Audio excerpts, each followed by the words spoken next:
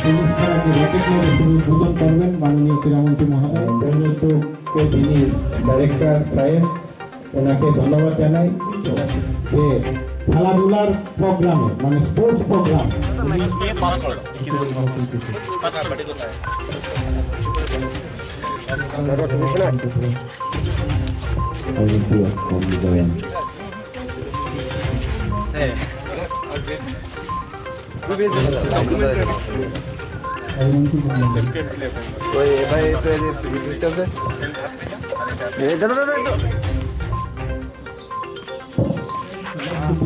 আমি তো চাইলে গুড মর্নিং।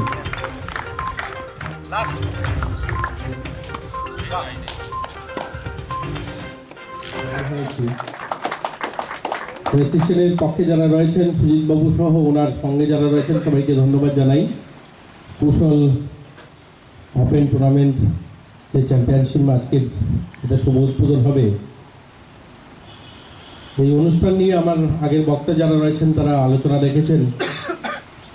টেনিস এরকম একটা গেম যা আমাদের দেশে হাজারটা গেম প্রতিযোগিতা রয়েছে, বিভিন্ন জায়গায় বিভিন্ন ধরনের খেলা হয়। এই টেনিস একটা মোস্ট পপুলার গেম, অর্থাৎ যতগুলো খেলা রয়েছে তার মধ্যে একটা পপুলার খেলা হচ্ছে টেনিস। যেমন ক্রিকেট, ফুটবল, তেমনি টেনিস মোস্ট পপুলার গেম সারা দেশে, আমাদের দেশে নয় গোটা পৃথিবীতে। আর বিশেষ করে ভারতে তো টেনিসের একটা বড় প্রভাব একটা লম্বা সময় ধরে। সানিয়া মির্জা, লিয়েন্ডার পেজ বা আমাদের ত্রিপুরা থেকে সোমদেব বর্মনের মতো ভালো ভালো খেলোয়াড়রা আমাদের যেমন ভারতবর্ষ থেকে গোটা পৃথিবীতে একটা লিডারশিপ দিয়েছে। অনেকজন খেলোয়াড়রা রয়েছেন, রামনাথন কৃষ্ণন রয়েছে দক্ষিণ ভারত থেকে, সানিয়া মির্জা লম্বা সময় খেলেছেন। তারপরে আমাদের লিয়েন্ডার পেজ বহুদিন পুরা অল ওয়ার্ল্ড লেভেলে অনেক দিন নেতৃত্ব দিয়েছেন। তো আমাদের দেশ থেকে যেমন ভালো প্লেয়াররা বেরিয়েছে, আমাদের রাজ্য থেকেও সোমদেব বর্মন একটা ভালো জায়গায় রয়েছে। গোটা ভারতবর্ষের মানুষ তাকে চেনে এবং আমরা ভারতবর্ষের গোটা মানুষে যেমন আমরা দীপা কর্মকারকে জানি যে হ্যাঁ ত্রিপুরার বলে সবাই আমাদেরকে চেনে, এরকম সোমদেব বর্মনের নামও আমাদেরকে অনেকে চেনে যে হ্যাঁ আগরতলার থেকে আসে।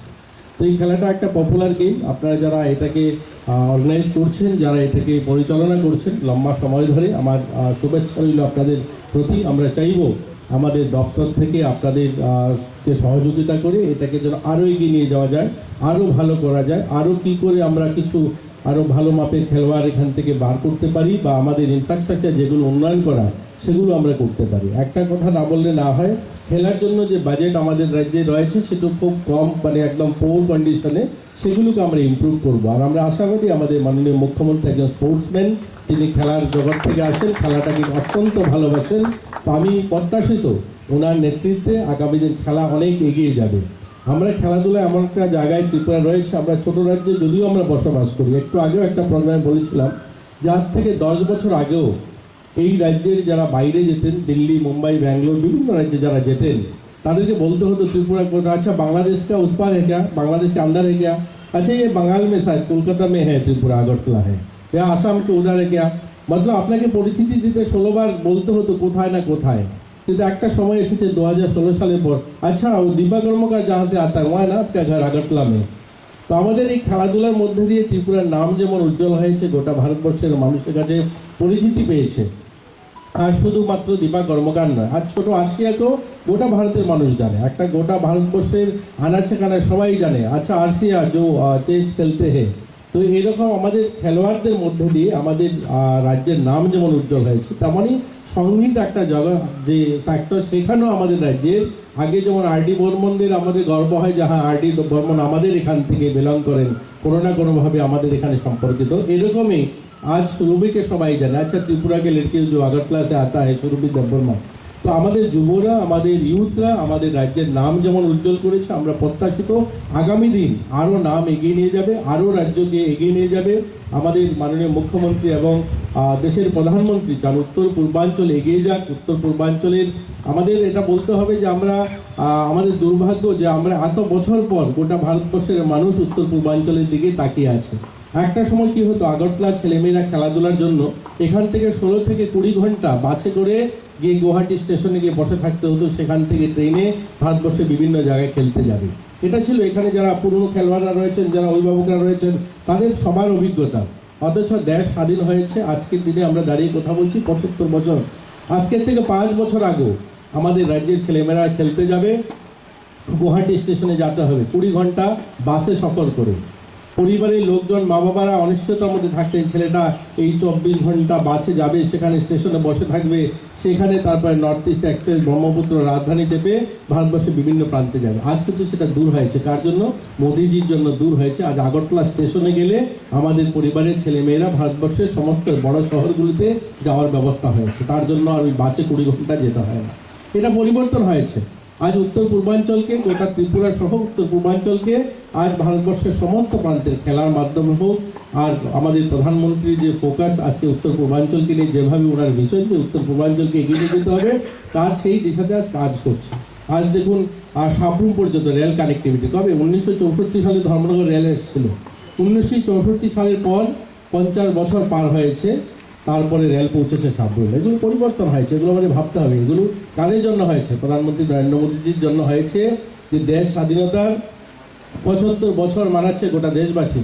আজ দেশের বিভিন্ন অন্যান্য প্রান্তে অনেক কিছু গবেষণা করছে, অনেক বড় বড় কল্পনা করছে। তারা সাইবার সিটি তৈরি করার কল্পনা করছে, তারা সেখানে ডিজিটাল হাব তৈরি করার কল্পনা করছে। আর আমরা কি ভাবছি? আমাদের মানুষ ট্রেনে চেপে দিল্লি যাবে, এটা নিয়ে গর্ববোধ করছি। আমাদের অনেক কাজ করতে হবে, আমাদের অনেক পরিশ্রম করতে হবে। সবাই মিলে, এখানে যারা আছি আমরা সবাই মিলে হাতে হাত মিলে কাজ করবো, তবেই আমাদের রাজ্য একটা উন্নত রাজ্য হবে আর্থিকভাবেও।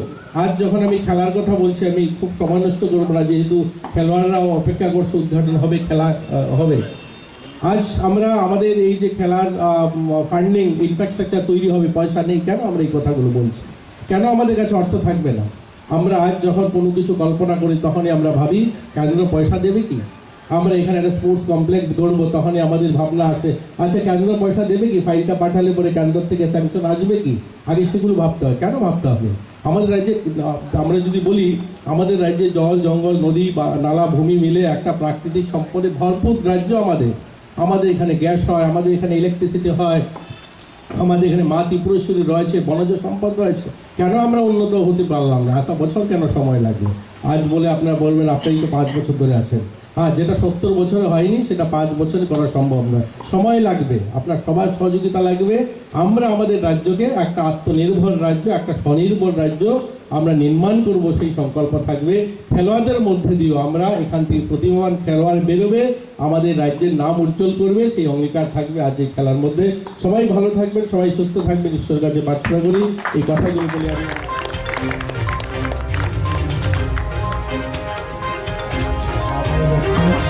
বৈশিষ্ট্য আমরা আশা করি 1-2 মাসের মধ্যে এটা শুভ উদ্বোধন। ব্যাডমিন্টন বা ওনার পরিবারই টোটালি স্পোর্টসের সঙ্গে খুব জড়িত। তো আমরা ওনার নেতৃত্বে যেহেতু সরকারটা চলছে, তো অবভিয়াসলি ওনার থেকেও সহযোগিতা আমরা পাবো। আমরা খেলাধুলাকে এগিয়ে নিয়ে যাওয়ার জন্য যা যা দরকার সেগুলো নিয়ে অলরেডি ভাবনা চিন্তা শুরু হয়েছে। আমরা চেষ্টা করব যে এই রাজ্যে খেলাধুলা যেন অনেকখানি এগিয়ে যায়। আর এই রাজ্যে প্রতিভাবান খেলোয়াড় অনেক রয়েছে। এর আগেও যারা, আমি একটু আগে বলছিলাম, দীপা কর্মাকর হোক, সোমদেব বর্মন হোক, স্বাগত লক্ষ্মী রিয়াং হোক, আর্শিয়া হোক, এরা অনেক প্রতিভাবান খেলোয়াড়রা রয়েছে যারা আমাদের রাজ্যের নাম উজ্জ্বল করেছে। তো আগামী দিনেও চেষ্টা থাকবে আরও ভালো প্রতিভাবান খেলোয়াড়রা যেন বেরোয়, তারা যেমন ন্যাশনাল লেভেলে, ইন্টারন্যাশনাল লেভেলে খেলার সুযোগ পায়। এই রাজ্যের জন্য ভালো ইনফ্রাস্ট্রাকচার গড়ে উঠে। কেন্দ্র সরকারও চাইছে খেলো ইন্ডিয়ার মধ্যে দিয়ে অনেক কিছু স্কিম তৈরি করার। তো এগুলো পরিকল্পনা রয়েছে আমাদের রাজ্যে, এটা ভালো পরিবেশে যেন খেলোয়াড়রা খেলতে পারে। আর এটা আমাদের অত্যন্ত জরুরি। যেমন একটা মানুষের প্রত্যেক দিন তার দৈনন্দিন কাজ থাকে বাড়ির মন্দির পরিষ্কার পরিচ্ছন্ন রাখা, এইরকম মানুষের শরীরটাও এরকমই যে তাকে প্রতিদিন সুস্থ থাকার জন্য খেলাধুলা করা, তাকে ব্লাড সার্কুলেশন ঠিক রাখা, তার অঙ্গ প্রত্যঙ্গ ঠিক রাখা, সেগুলোকে যেন প্রতিদিন সার্ভিস করা। তো খেলাধুলার মাধ্যমে সেটা একটা বড় মাধ্যম। তো খেলাধুলার আমরা চাইব সবাই যেন অংশগ্রহণ করে, শুধু যারা কম্পিটিশনে ভাগ নেন তারা নয়, যারা আমরা সাধারণ মানুষ রয়েছে আমরাও যেন সামিল হই খেলাধুলাতে। সবার জীবনে যেন খেলাধুলাও একটা পার্ট থাকে। আর চেষ্টা করবো আমরা ভালো যেন করতে পারি এটাতে। TTA AITA Championship Series 2023 and 19th official open tennis complex গড়ে উঠবে এবং আমরা ফিউচারে ডেভিস কাপের খেলা এখানে যাতে